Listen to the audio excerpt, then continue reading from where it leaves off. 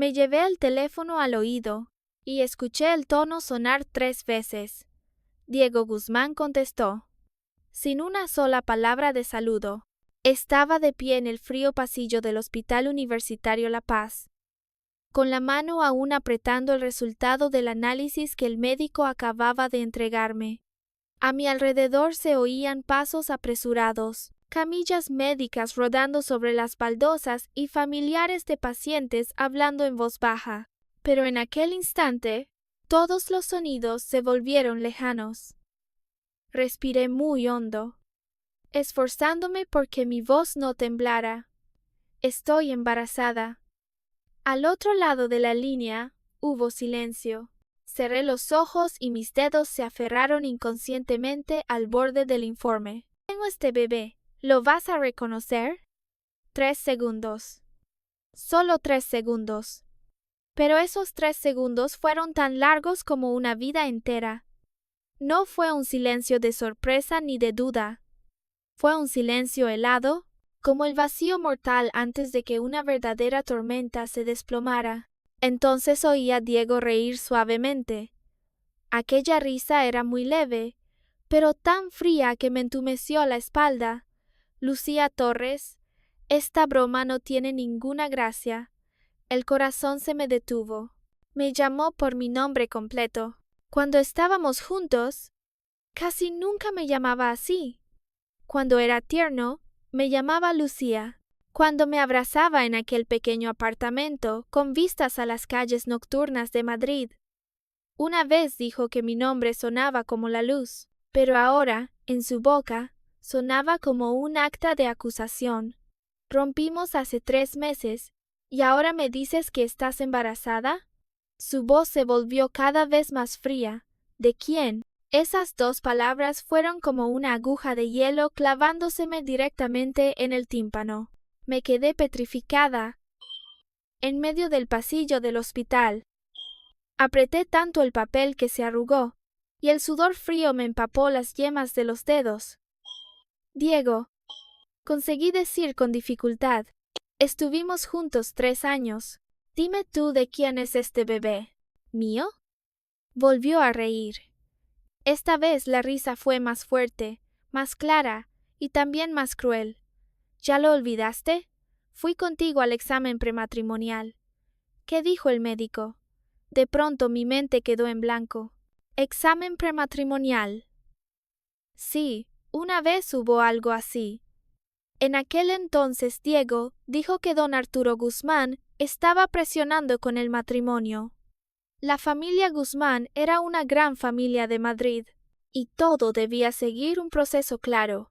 Compromiso, revisión médica, preparación del contrato patrimonial y finalmente la boda.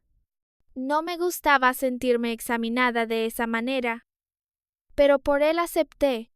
El día que salieron los resultados, el rostro de Diego se veía muy mal. Le pregunté si pasaba algo. Él solo dijo que había un pequeño problema, que no afectaba nada.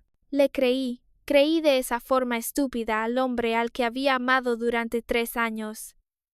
El médico dijo que no puedo tener hijos. La voz de Diego resonó junto a mi oído, cada palabra clara hasta la crueldad. Lucía, en toda mi vida no podré tener hijos biológicos. Casi no podía respirar. Entonces dime, ¿de quién es el bastardo que llevas en el vientre? Bastardo.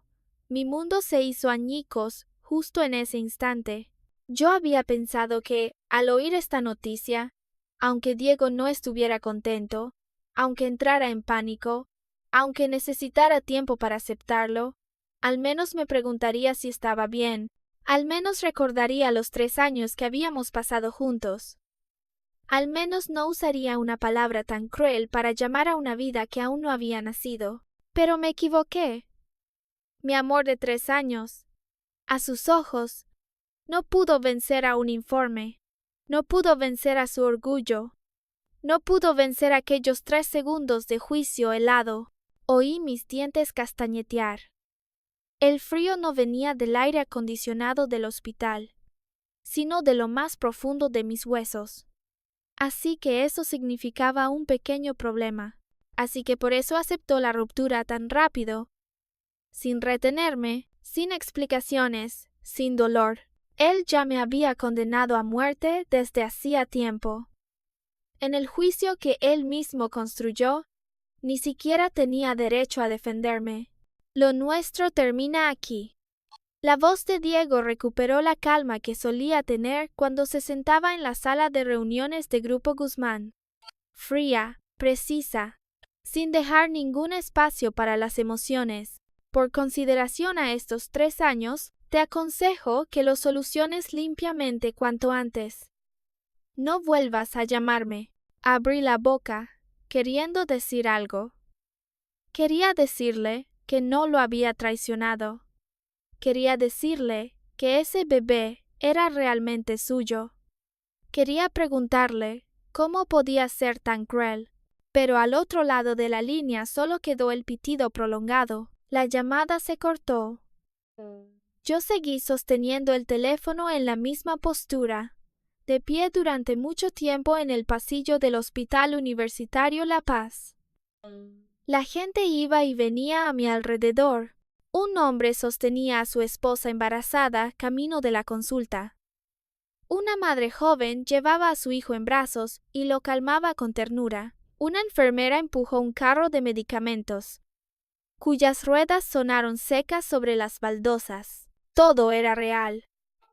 Solo yo parecía encerrada detrás de una gruesa capa de vidrio empañado, mirando cómo el mundo seguía funcionando mientras yo quedaba abandonada en lo más profundo del dolor. Bajé la cabeza y miré la pantalla del teléfono. La foto de perfil de WhatsApp de Diego seguía siendo nuestra foto juntos en la Costa del Sol. En la imagen, el viento del mar me despeinaba, y él estaba detrás de mí, abrazándome los hombros. En aquel entonces sonreía con mucha ternura.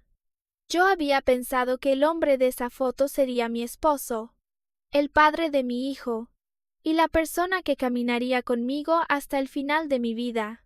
Abrí el chat, y mis dedos temblorosos escribieron palabra por palabra. Diego, no te estoy mintiendo. Pero antes de poder enviar el mensaje, apareció una notificación. No se pudo enviar el mensaje. Él me había bloqueado. Teléfono, WhatsApp, todas las formas de contacto. Me sacó de su mundo con una limpieza absoluta, como si estuviera tirando algo sucio.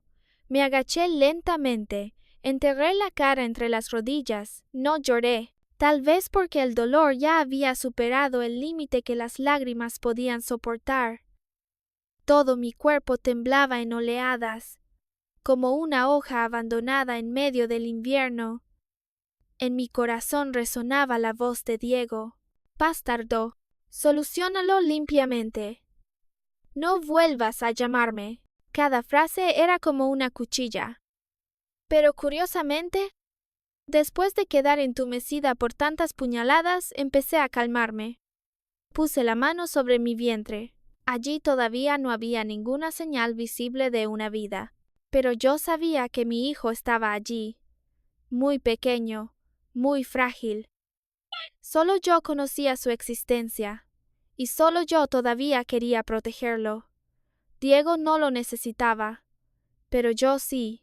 Me levanté lentamente y me limpié la cara, aunque no había ni una lágrima en ella.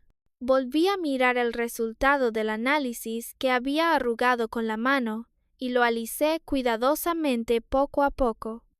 Esto no era una prueba de humillación, era la prueba de que mi hijo había llegado a este mundo. Era un recordatorio de que, desde ese segundo, ya no tenía permitido ser débil.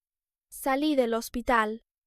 Afuera, el sol de Madrid era deslumbrante, iluminando las calles anchas, los árboles de las aceras y los autobuses rojos que pasaban por la plaza. La ciudad seguía tan animada como siempre. Nadie sabía que mi vida acababa de partirse en dos durante una breve llamada telefónica. Una mitad era el pasado con Diego Guzmán, La otra mitad era el futuro, donde solo quedábamos yo y este bebé. Me quedé bajo las escaleras del hospital y levanté la mirada hacia el cielo azul pálido. Luego hablé en voz muy baja, como si me hablara a mí misma y también a la pequeña vida en mi vientre. No eres un bastardo. Eres hijo de tu madre. Solo eres hijo mío. Desde ese instante, el nombre de Diego Guzmán empezó a morir lentamente dentro de mí.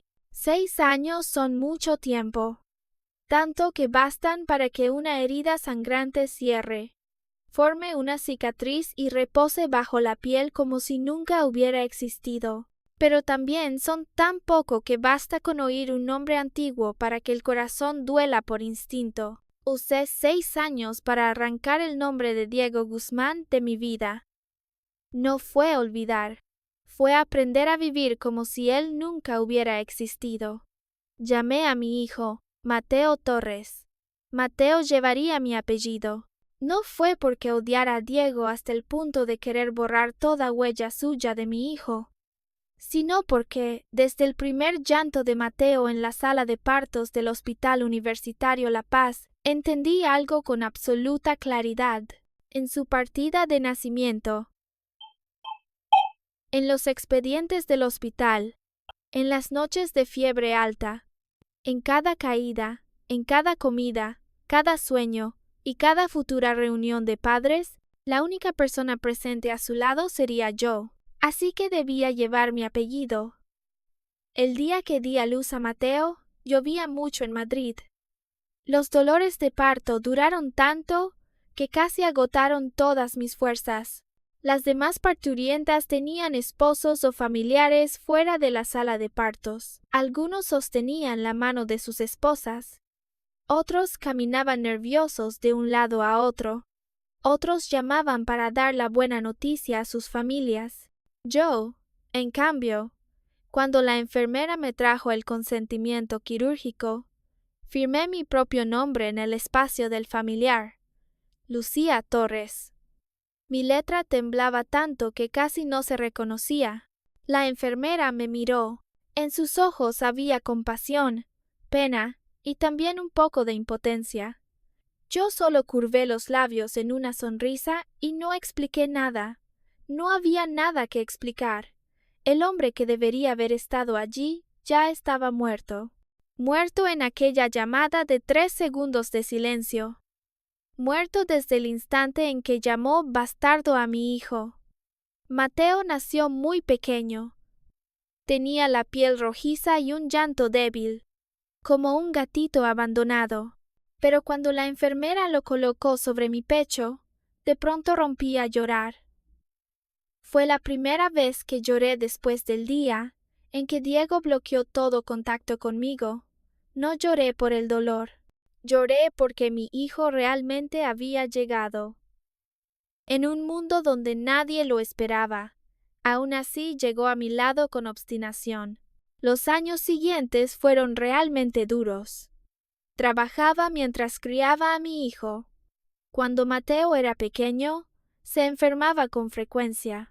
Ictericia, fiebre alta, dolor de estómago, tos seca persistente. Yo no tenía experiencia ni a nadie a quien preguntar. A medianoche, lo sostenía frente al ordenador, buscando síntomas mientras le medía la temperatura con manos temblorosas. La vez más aterradora fue cuando Mateo tuvo laringitis aguda.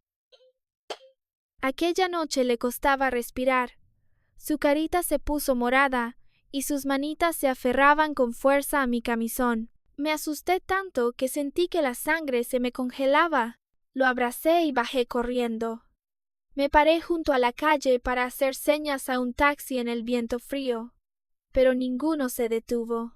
Al final me arrodillé en medio de la carretera y bloqueé un coche particular. Recuerdo muy bien que el conductor bajó horrorizado.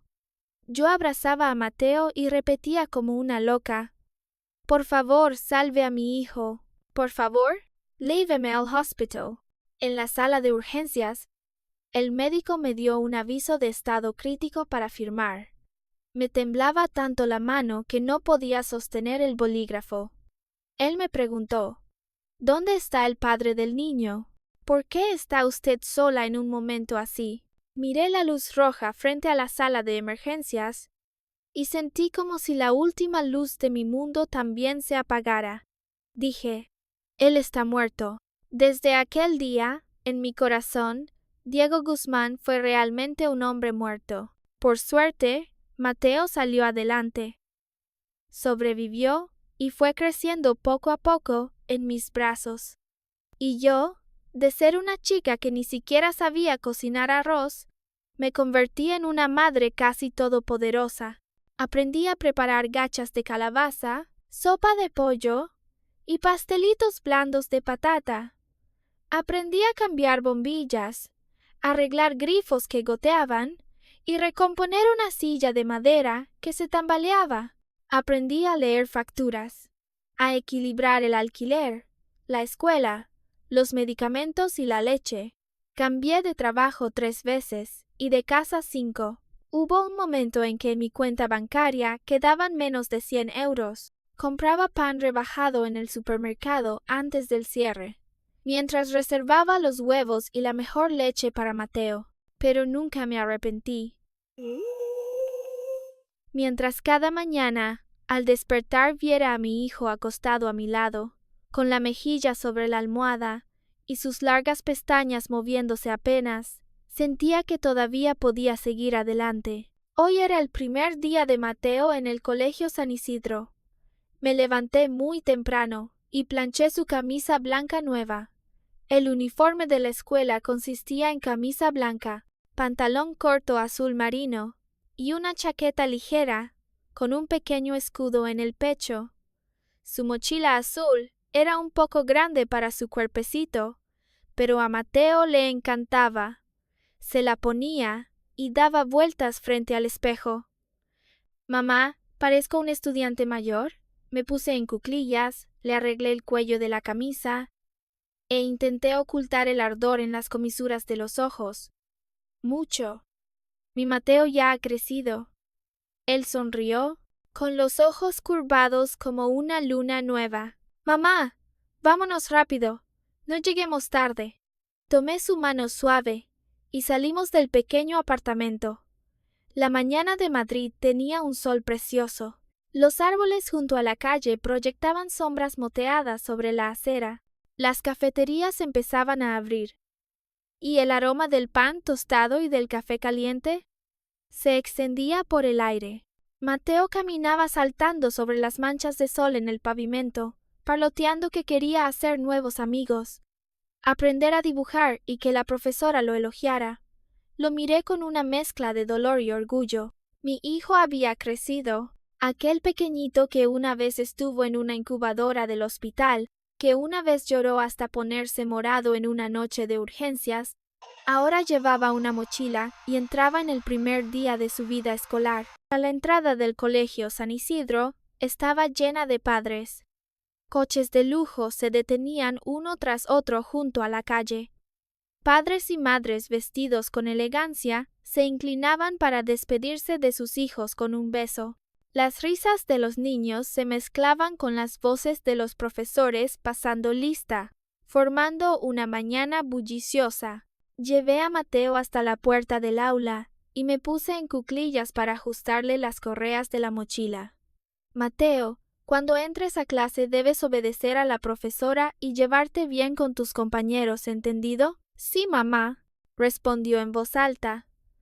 Y de pronto me abrazó el cuello y me dio un fuerte beso en la mejilla. «Adiós, mamá. Adiós, mi amor». Me quedé en la puerta del aula, mirando cómo su pequeña espalda se mezclaba entre los alumnos. Se giró para saludarme varias veces, hasta que un nuevo compañero lo arrastró hacia adentro y desapareció tras la puerta. Me quedé allí de pie durante mucho tiempo. Dentro de mí había un vacío, pero también una plenitud enorme. Desde hoy, el mundo de Mateo sería más grande. Tendría amigos, profesores y pequeños secretos que quizás algún día ya no le contaría por completo a su madre. Debía estar feliz. De verdad estaba feliz. Me giré para marcharme, pero en el instante en que volví la cabeza, mis pasos quedaron clavados en el sitio. No muy lejos, al otro lado de la entrada de la escuela, un Bentley negro estaba aparcado junto al bordillo.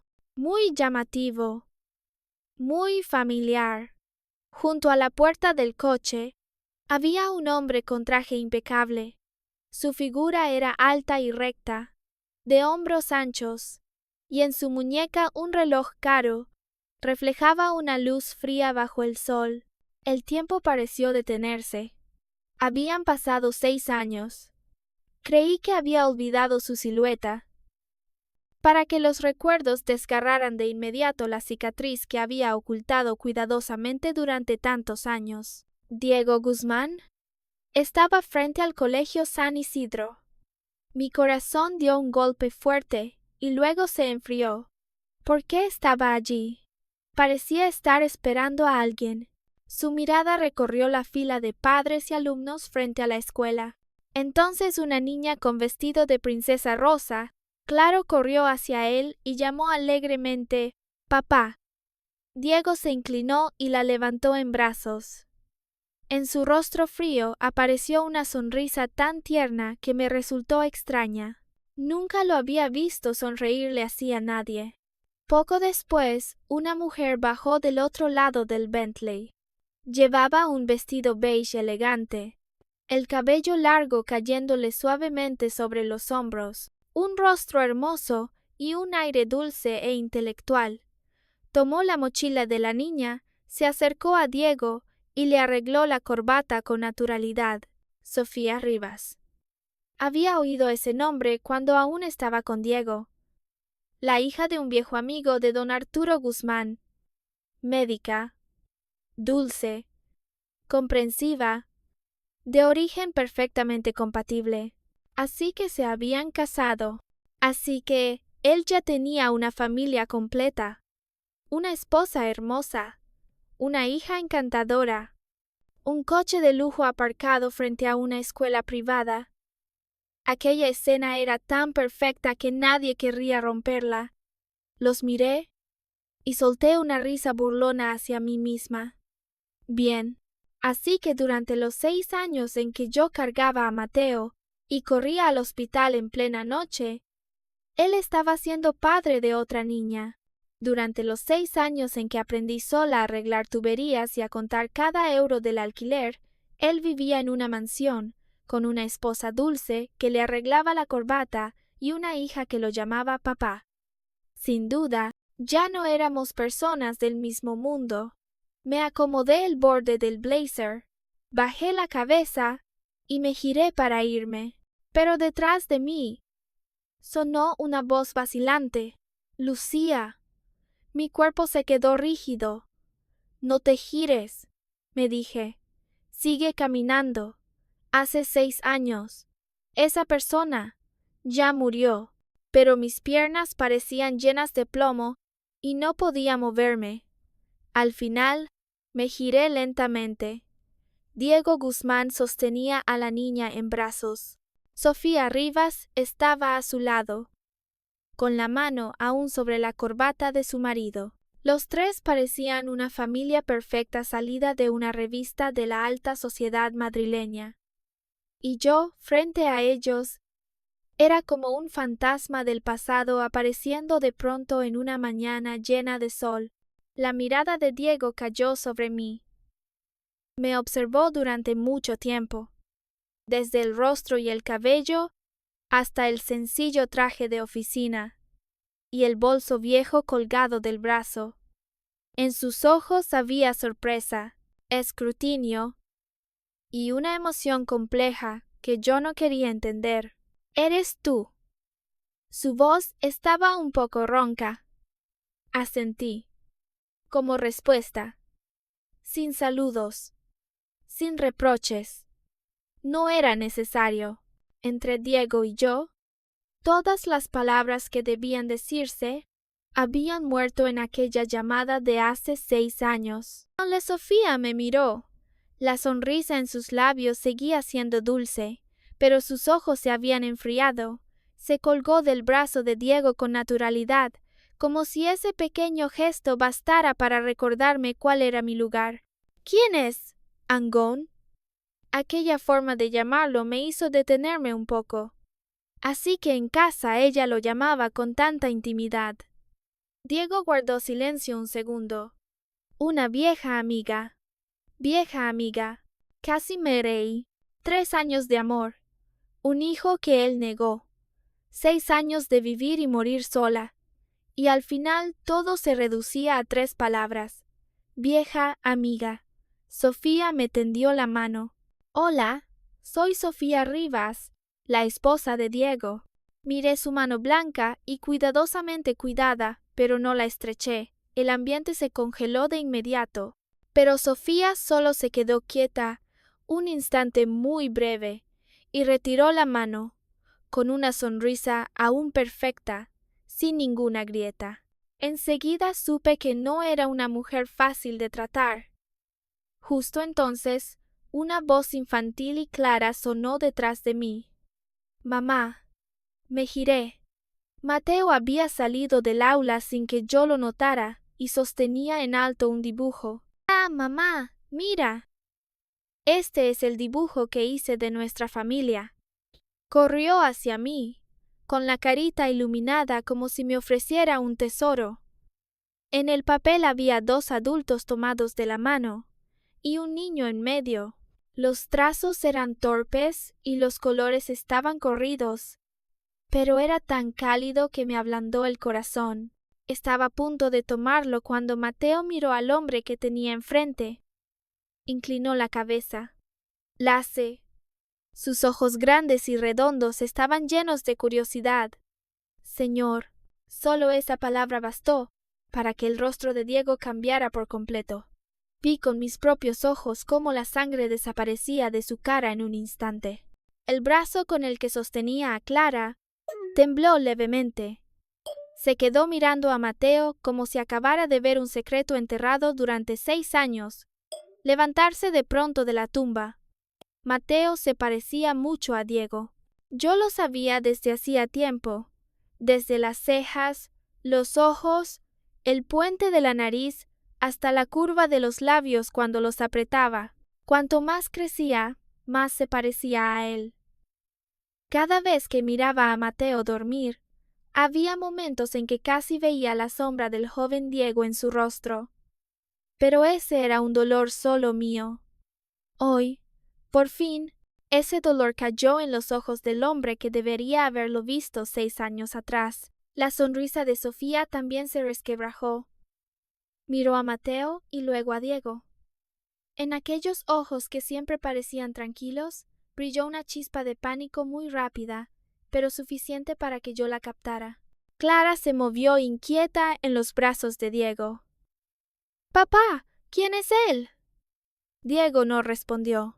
Dejó a Clara en el suelo y caminó paso a paso hacia Mateo y hacia mí.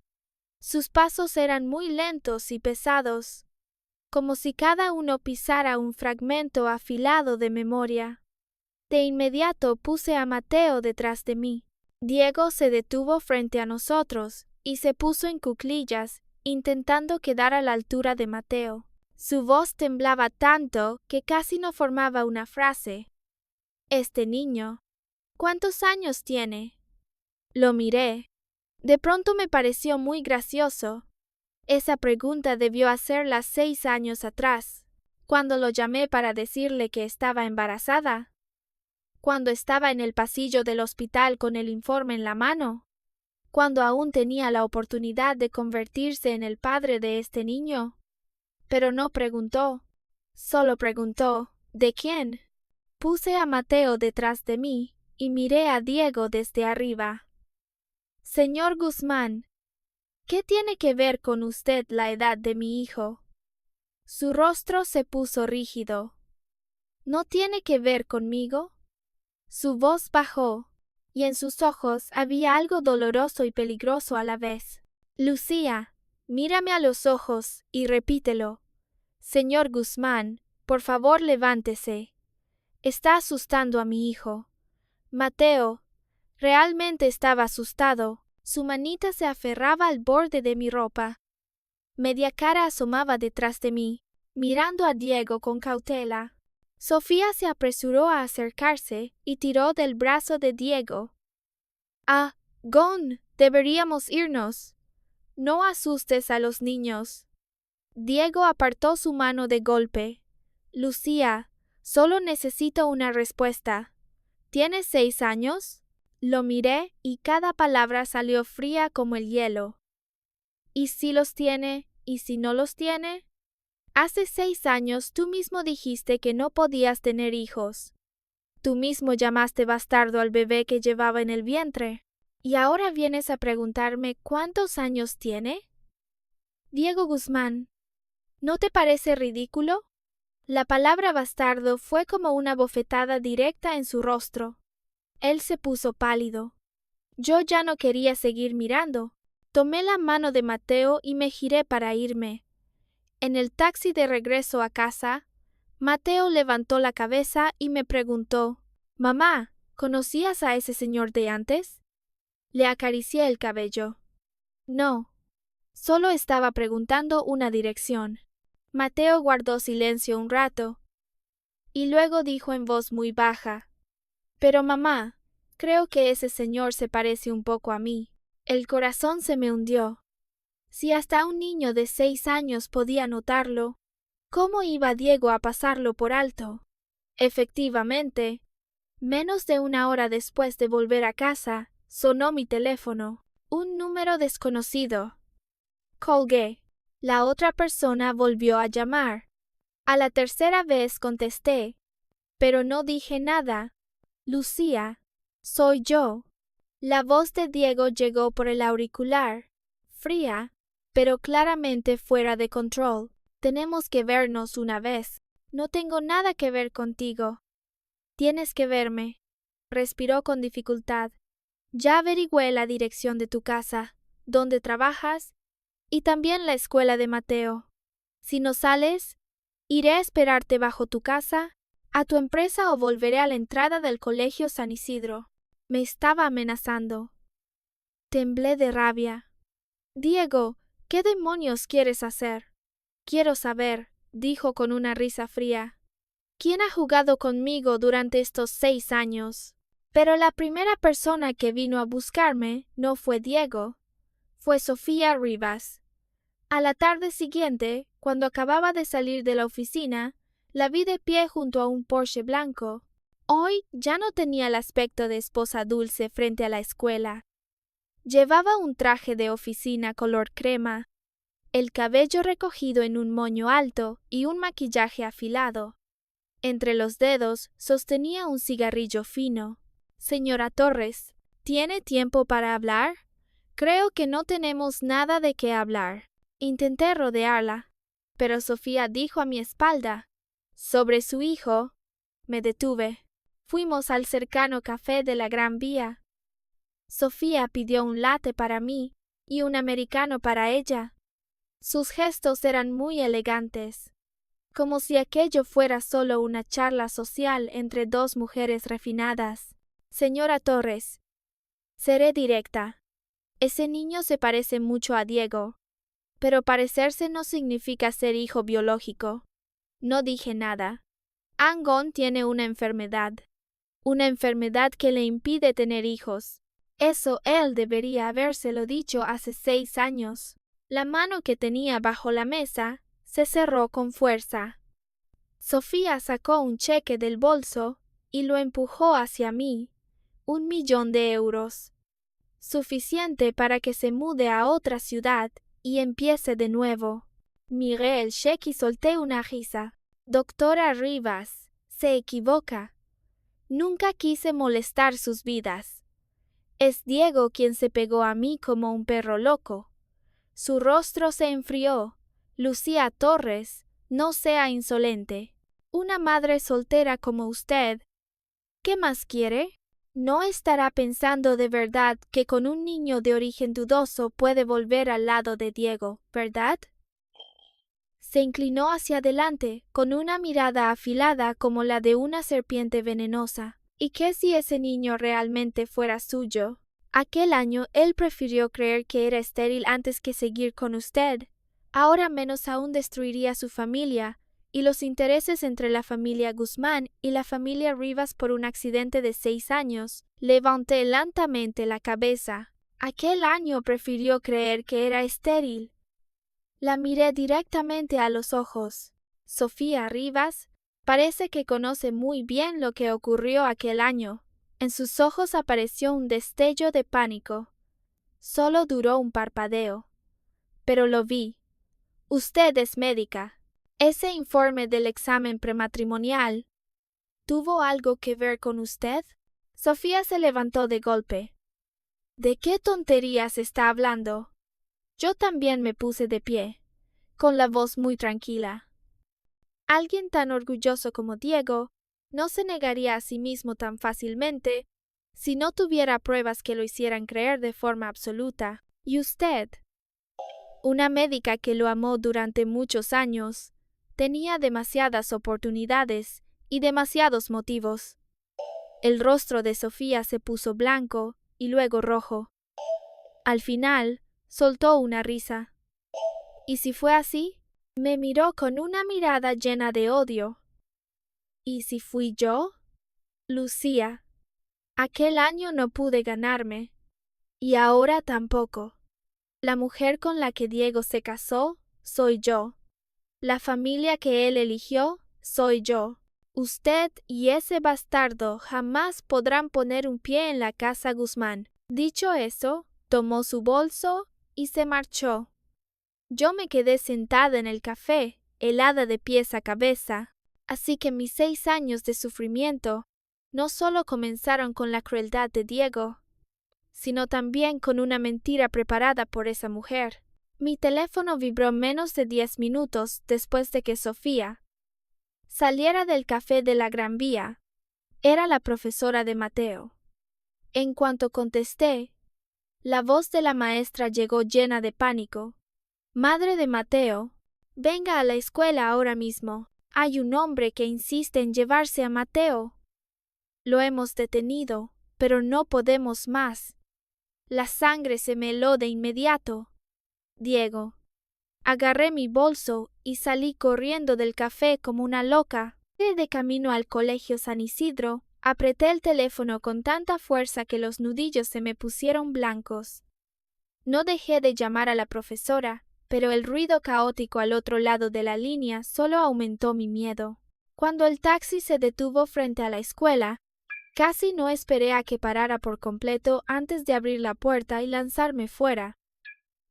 Frente al colegio San Isidro había un caos total. El Bentley negro de Diego bloqueaba la entrada.